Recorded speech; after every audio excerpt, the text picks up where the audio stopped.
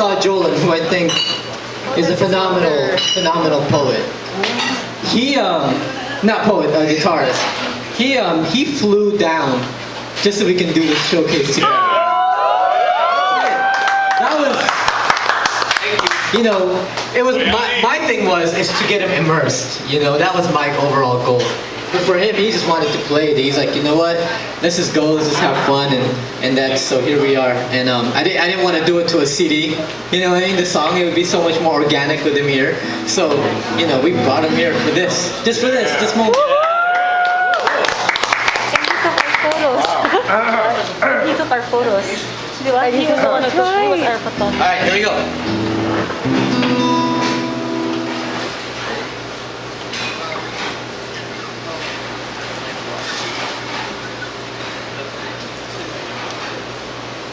Bring me your tired. Bring me your hungry and your poor. So we came. Huddled our families into commercial jet planes. Skipped our rocks across oceans.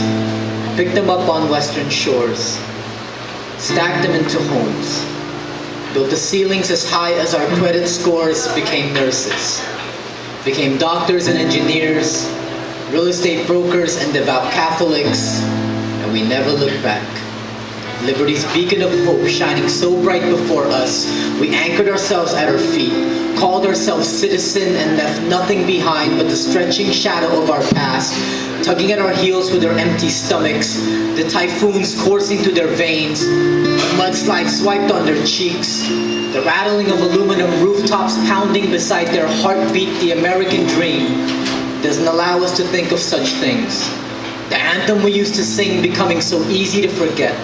The Philippine soil beneath our nails being wiped clean by health benefits and credit card debt.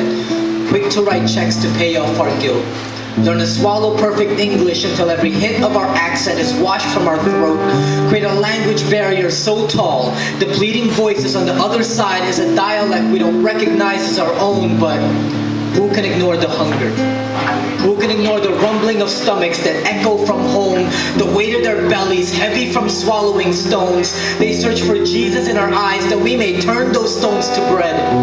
But we chose to remain silent instead, as if the flood waters could never reach our doors, as if we can't imagine having to be the father, protecting his family from the storm, praying that the roof isn't as frail as his spirit. Try pretending not to hear it. When a 12-year-old girl holds her screams as the shame rips through her womb as destructively as the tourist that paid her, imagine her mother having to wash that bloody skirt in the river, her tears falling into the current, brought over to our beaches with the morning tide. Have you never stopped to question why the ocean always tastes salty? Have you never wondered how many bodies could be found at the bottom of canals tasted?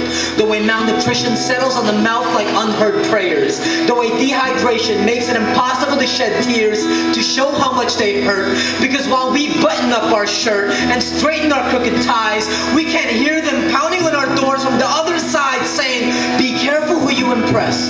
Because the most surefire way to oppress a people is to convince them to imitate and adopt the cultures and values of those who oppress. So can you see them when you dress? Can you hear their silence as loud as your conscience, muffled by